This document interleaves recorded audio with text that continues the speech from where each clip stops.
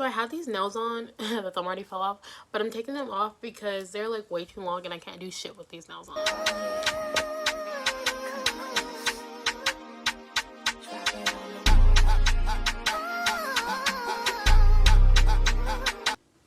Hey cool kids, welcome back to the playground.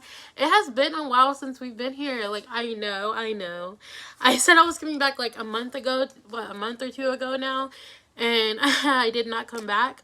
But I'm actually back today. Today's actually a video, not like me with like excuses. I just want to say hello to everybody. I want you guys to know, like, I think about you guys every single day, all the time, and like, I might make a video explaining basically everything I've been going through in the last like month, like literally from leaving the hospital all the way up until now. If you guys want that, tell me below in the comments if that's something you guys want to hear, like a quick life update video. But today, that's not really what I want to do. I want to do a real video today. And today is a playground talk. Come to the playground. We're going to sit down and have a heart-to-heart. And today's video is 5 things life has taught me up to this point. I'm only 18. I turned 18 in December.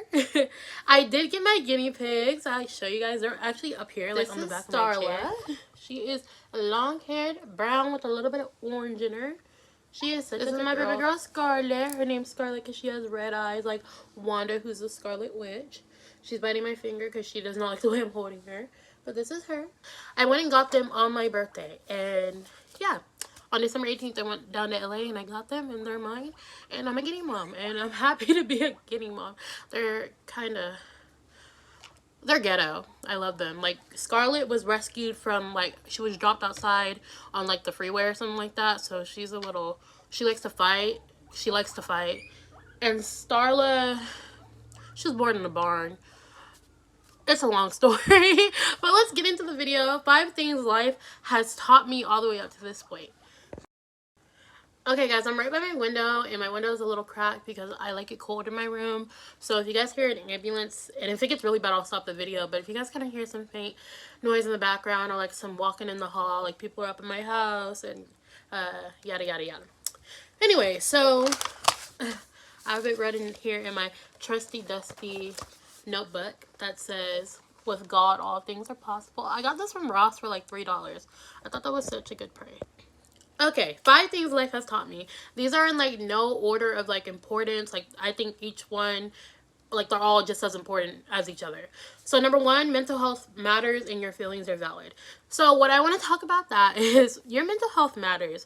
And I know we live in this society now where definitely like mental health is not like as stigmatized. Like, we're having more discussions about it. We're all talking about it more. But also within that, I would say there's a lot of like glamorization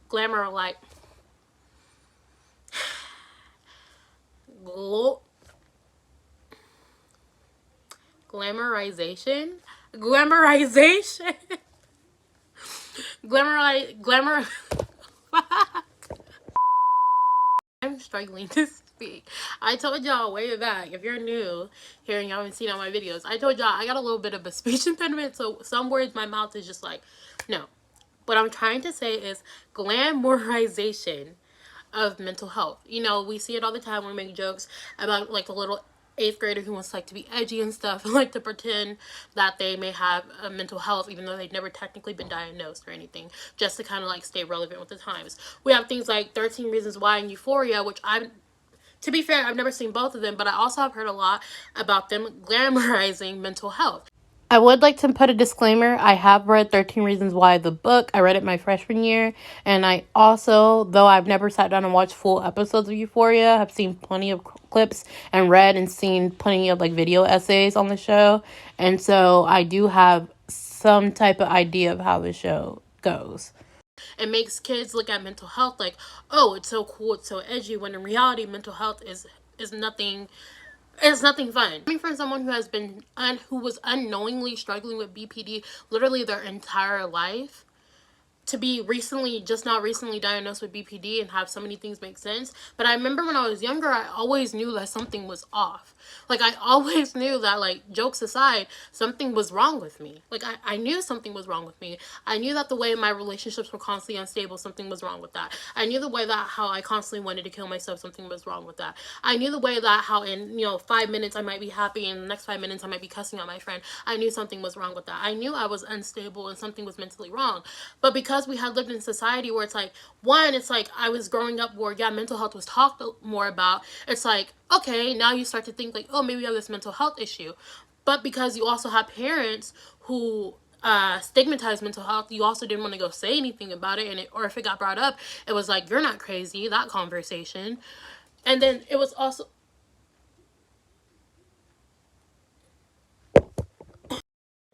y'all, the ghetto going on trying to record this video. But I'm kind of glad I stopped because I realized I'm kind of talking fast. I'm a really fast talker.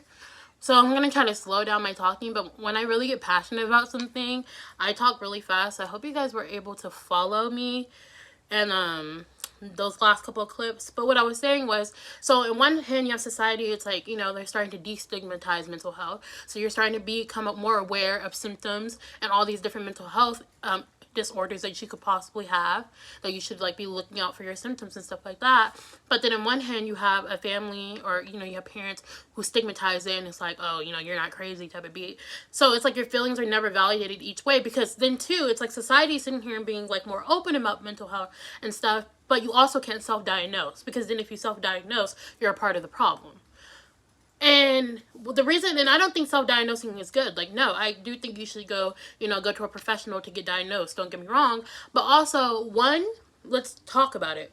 One, not everybody can afford, or everybody had the ability. Like, I didn't have the ability when I was younger with myself to just go to the doctor and go get diagnosed. So not everyone just has the luxury to go get diagnosed. Two, when something's wrong with you, and if you fit like true-heartedly, like I said, that's why it's so tricky, because obviously you're gonna have people out here lying, but that's with everything. I mean, you can't prevent stuff like that.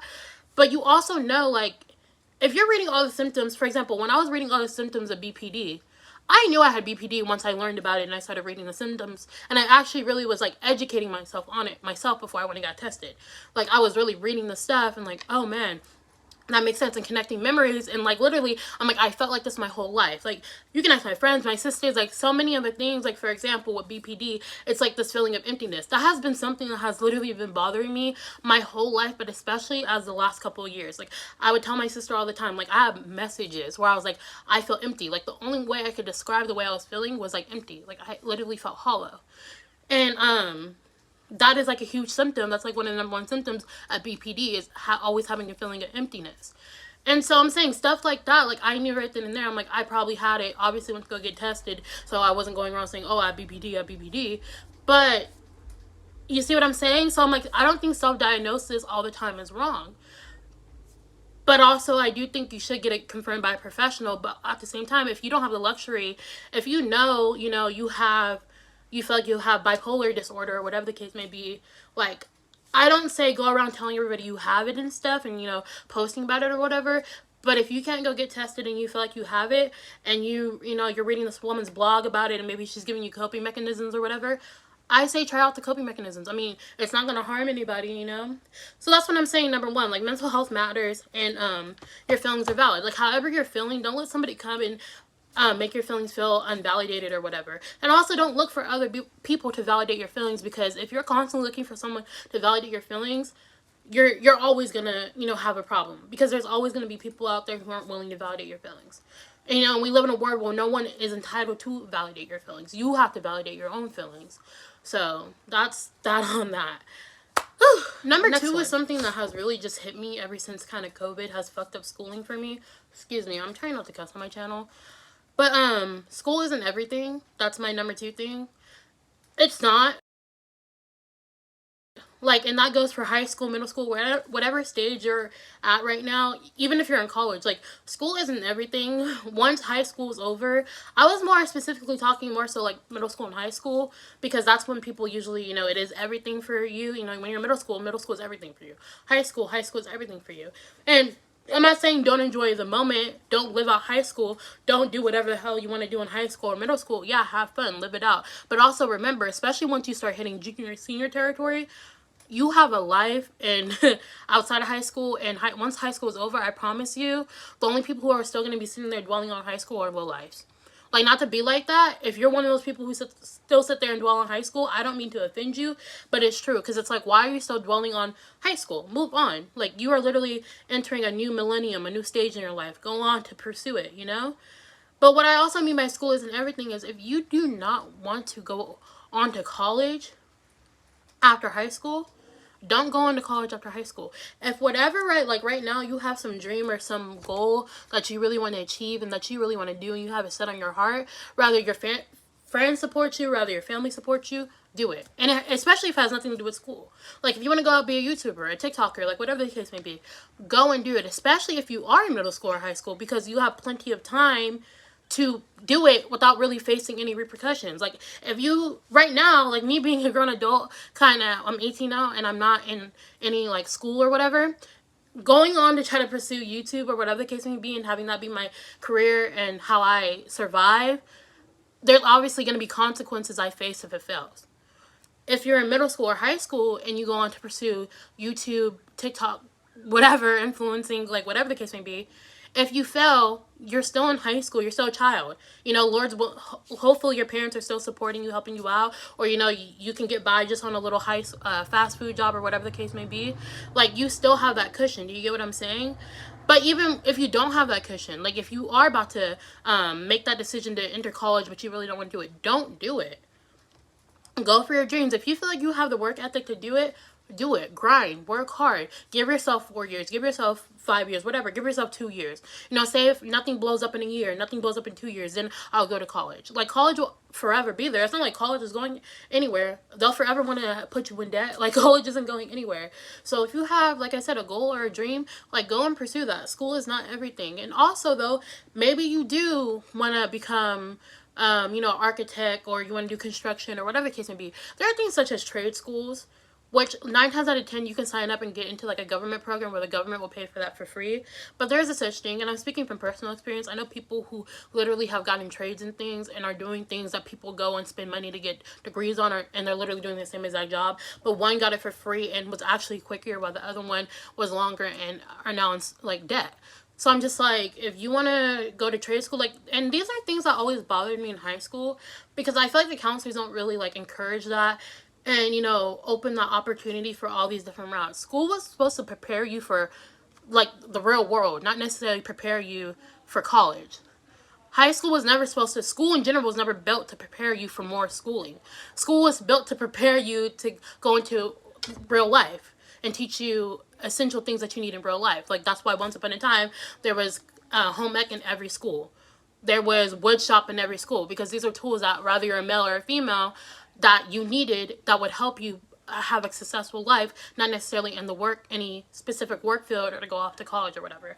But I'm like really rambling because I get really passionate about this, because I just feel like it's so sad that so many of us just feel like school has to be everything, and like once high school's over you have to move on to more schooling in order to be anything in life. And that's not the case. When so many of us have dreams that literally don't involve school, like I would say probably the majority of us have dreams that probably don't even involve school, but we don't pursue them because, one, we don't have the right people encouraging us, which that kind of goes back to, that's why you can't wait for people to validate your feelings, because 9 times out of 10 people won't understand you, especially if you have some type of crazy goal or crazy dream. Like, people aren't going to understand you. A lot of people aren't going to support you.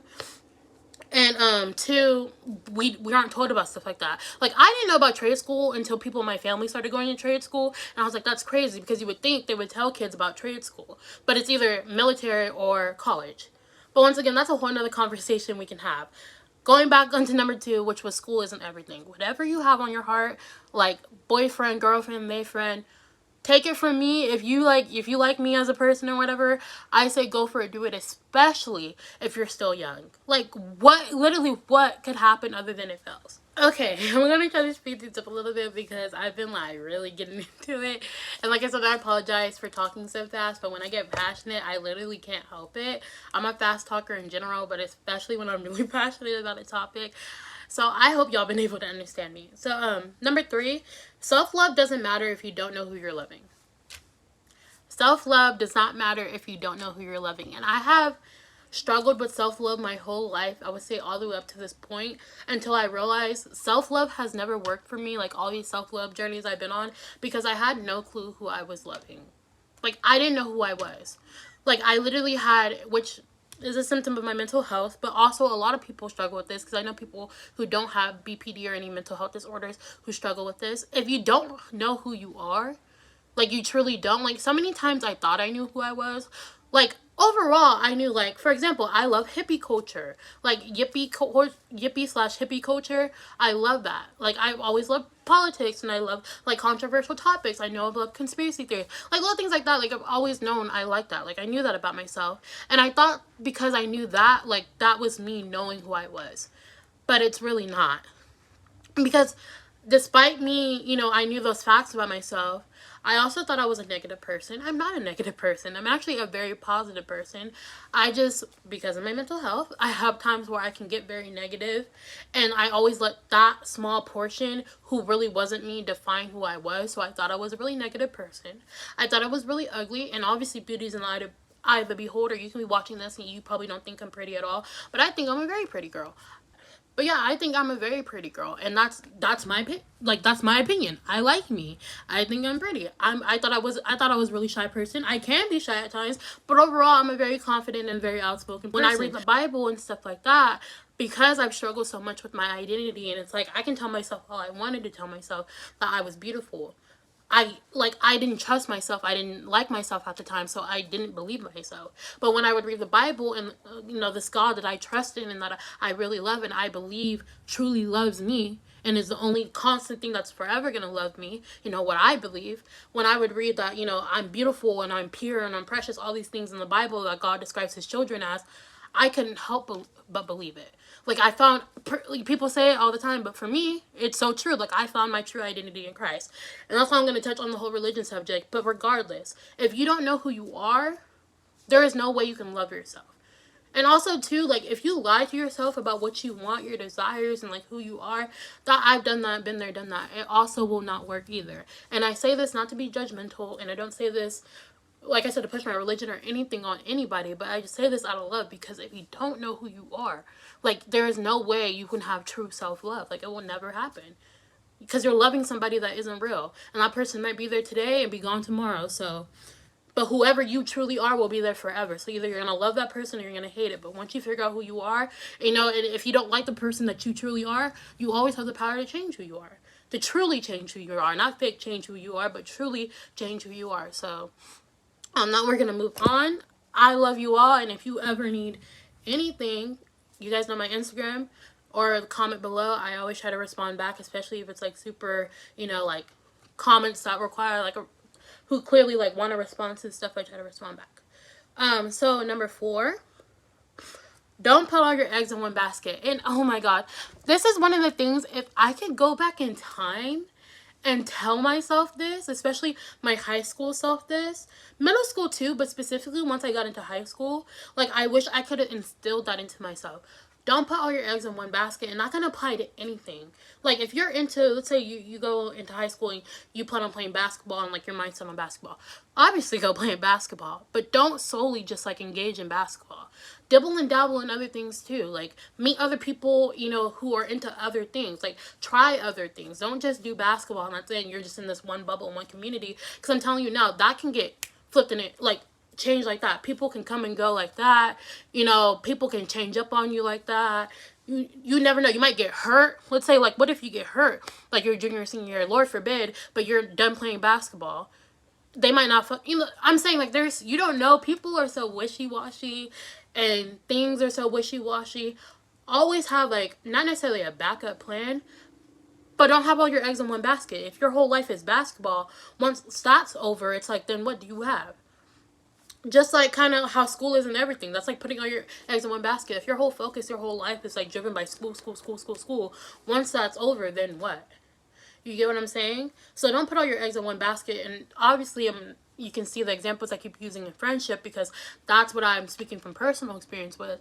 Like, don't just make one friend and have your one best friend. You can have your one best friend and, you know, you guys rock with each other, but also have other good friends. They might not be your best friend, but have other good friends. So if push comes to shove, because I'm telling you, high school changes people. When I tell you high school changes people, like, man, I wish, if you are not in high school yet, and if you're in high school, already been through high school, you probably get me. Like, high school truly changes people. There can be someone, I swear up and down, you thought was your friend, your best friend, and before you know it, 2 years into high school, and people, like, I was friends with someone who literally switched up at the very, very end of high school. Like, this last year, like, completely did the 360. Like, I have no, I mean, 180, and I have completely no clue who that person is anymore. Like, I do not associate with that person. I have no clue who that person is anymore. Completely switched. And it's crazy because looking back on it, now that I think about it, the signs were there all along, but because I consider this person just like my best friend above all things, I didn't want to face my reality and really look at this person and see their true colors, because I'd invested so much time in them already and was like, oh, this is my best friend.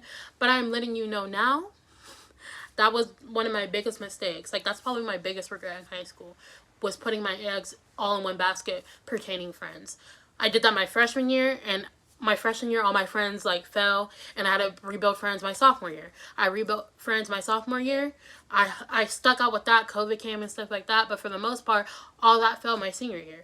So what I'm saying is, don't put all your eggs in one basket. Have multiple different good friends. Be around good people. Diversify yourself, because it'll benefit you in the long run. Even if, you know, basketball, maybe nothing ever happens to basketball and y'all are best friends 20 years down the line, you and your basketball buddies or whatever the case may be.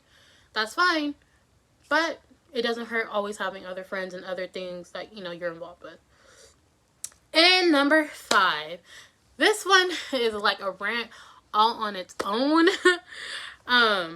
Is don't wish to grow up. Like, enjoy the process. And I know you guys always hear that from, like, older people. Like, usually people, like, older than me, older people. Because, like, I'm still young. Like I said, I just turned 18. But really, like, when I tell you, don't wish to hurry up and grow up. Do not wish to hurry up and grow up. You're not missing out on nothing. Like, you are not missing out on nothing. And I know, once again, especially if you're older than me, you're probably like, girl, you haven't even seen the world yet. You're right. I have not even seen the world yet or experienced true adulting yet. And I'm already telling people who are younger than me, especially like middle school, you know, if you're elementary school watching, whatever the case may be, enjoy your process. Like, enjoy being 12, enjoy being 11, like, however old you are. Enjoy that, because I promise you, once it's over, I can guarantee it, you're probably gonna wish to want to be those ages again. And I'm not saying because, like, adult life is bad or anything. Once again, I haven't even really experienced adult life. But if you could ask me right now if I would like to go back and, like, enjoy those years more, I would. Because I remember each year, especially in middle school, once middle school hits, I thought, not that I thought I was grown, like, I didn't act grown or anything, but because so much, like, I focused so much on the bad, even though there was so much good that did happen throughout my middle school and high school years, but I focused so much on the bad, I was always wishing to just grow up and move on so I can have, like, control over my own life. Which you literally have complete control over your own life and destiny right now. I was just too blind to see it because I was always trying to, I was always trying to grow up and move on. But I'm telling you, like, don't try to grow up. Because also, too, you don't know what your future entails. I could have told you right now that I would be going to UCLA on a full ride because of my academics. Or because of basketball or something like that.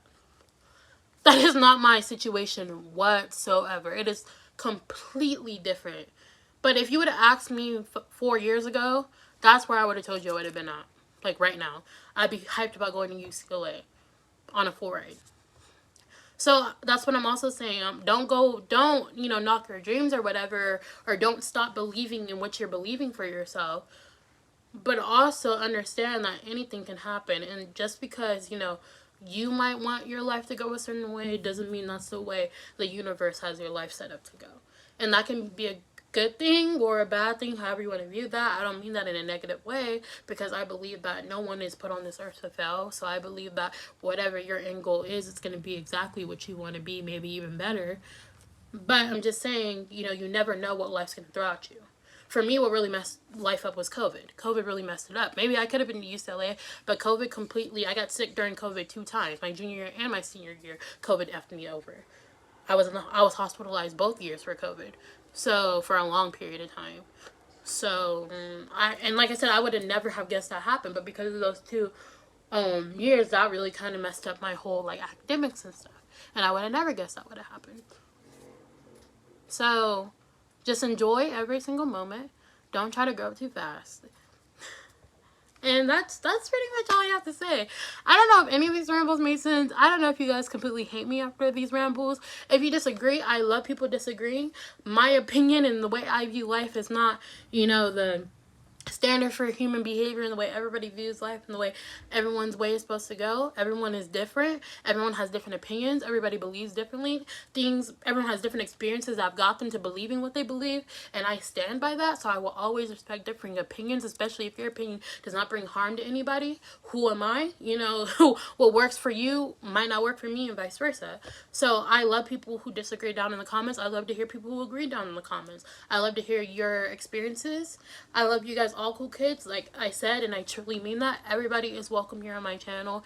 Everybody is welcome here on this playground. Like, nobody is left out. Whether you're fat, skinny, thick, Mexican, white, black, Asian, like whatever the case may be, you are welcome here. Whether you're a conservative or you're a liberal or you're whatever the case may be, like, you're welcomed here. None of that matters. Everyone has different opinions, and here I would like us all to respect that. And if you ever get into beef with somebody in the comments, respectfully beef with them. Anyways, guys, that's it for the video. I'm so glad to be back. I have some really good videos coming. Like, I'm planning on getting into conspiracies. I am a huge conspiracy nut, and I've been a huge conspiracy nut since like the 7th grade. And so I have literally notebooks full of conspiracies that I have been looking at, and I definitely want to do like full-on video essays and like full-on deep dives of like these conspiracies. So I think that's going to be the next video. But besides that, I hope you guys like, subscribe, please share. I'm trying to get up there, y'all. I'm trying to get around. And yeah, I love you guys so much. Remember to take a deep breath. Remember that your life is very valuable. That I love you if you feel like nobody else loves you, but I'm pretty sure other people probably love you. And yeah. Oh, today's question of the day is, I don't know what it is yet. I'm going to type it as I'm editing. But it's this question. Answer it down below. And I really want to do a giveaway. Like, I've been really saying this. Like, I want to do a giveaway. I want to do a giveaway. I've not forgotten about that. And so, I don't know what it's going to be, but I promise I'm going to talk about that in the coming up video. So, yeah. Alright, cool kids.